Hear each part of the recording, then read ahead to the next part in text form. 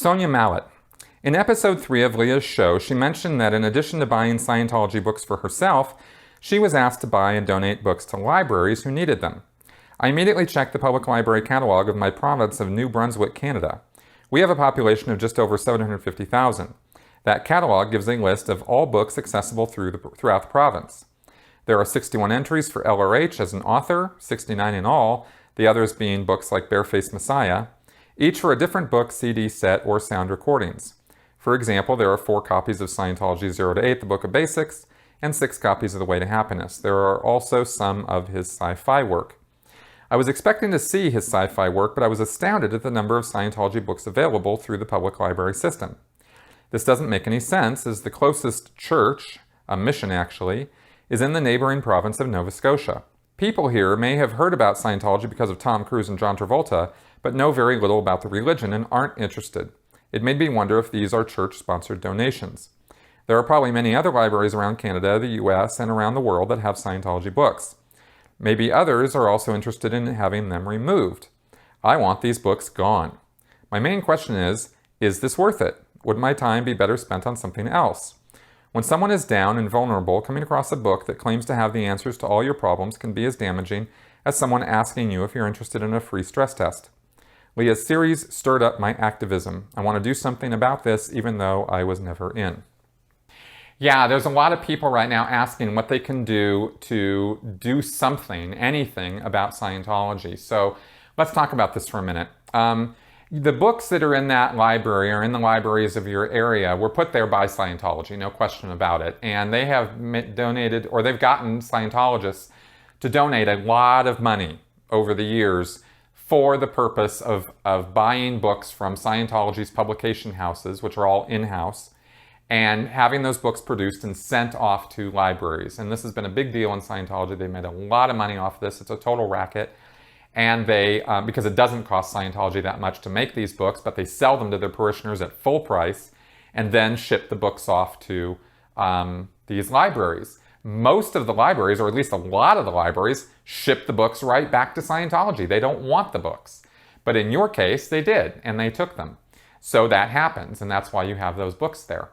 I don't think that censorship or taking those books out of the library or trying to ban those books or something like that is a good idea. I don't think any group should be cut off that way. I don't think that's an effective way to fight against Scientology, because it is censorship and it is an inhibition of freedom of speech, and frankly, that's not the way to go about it, right? Exposing the crimes of Scientology, talking about the abuses of Scientology, is the thing to do that will get people to realize that Scientology is a racket and a con, and they don't need to, get those books or read them or do anything, have anything to do with them at all. But trying to, when you try to censor a group or take down a group or ban a group that way, it is so easy for that group to rile people up against that, because people don't like censorship. At least a lot of people don't. I know I'm not talking about, everybody, because there's people on the religious right and whatnot who are all too happy to ban books and burn them. But that's not the people I'm talking about. That's a stupid minority of people. I'm talking about the general population doesn't like censorship, right? And doesn't like book banning and that sort of thing, and neither do I. So what can you do? Expose the truth, right? Be an activist that way. Let me give you an example of something that just happened yesterday. Scientology was going to do a presentation, and this blew me away that they were going to do this. In one of the Clearwater, Florida front groups for Scientology, United for Human Rights is what they've called themselves, they were going to do a presentation on human rights abuses.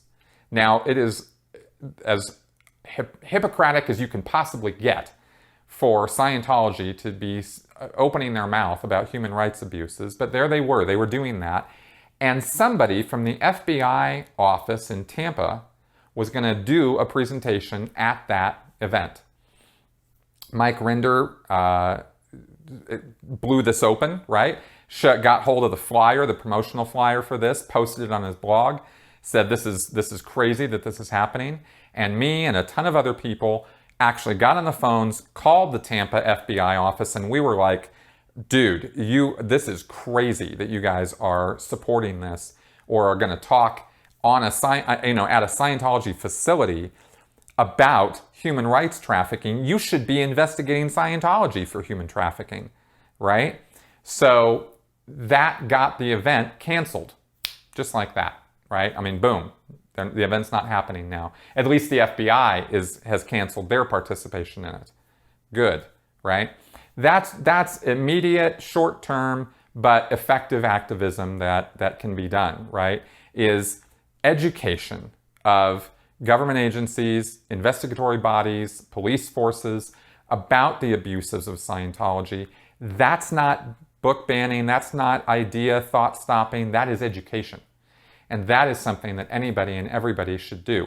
Writing to your government leaders, right, your representatives. I don't know, the whole system in Canada versus the United States, but whoever your government leaders or representatives are, write to them, educate them about the dangers of Scientology if it exists in your area or in areas where it does exist.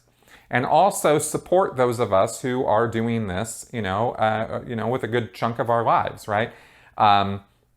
In whatever way that, you feel appropriate in doing that. Just talk us up, spread links to our sites, talk about our shows, whatever, right? And of course, I've got other means of support and other critics and stuff do too, right? And we could use your help in carrying on this fight because, my YouTube channel, for example, is my job. This is what I do.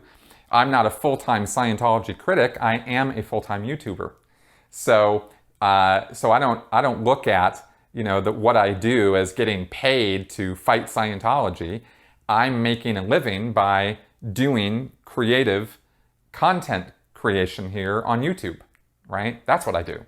So, so supporting me, supporting other people who do this kind of work, supporting Leah, supporting Mike, that's always very, very helpful as well, right? So anything at all that you can do that will get the word out though, right? I mean, because it doesn't, you don't have to spend money to do this. There's lots of things you can do, including just talking it up and positively,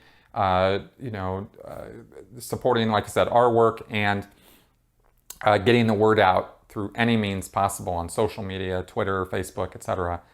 All of that helps, right? And that's what you can do.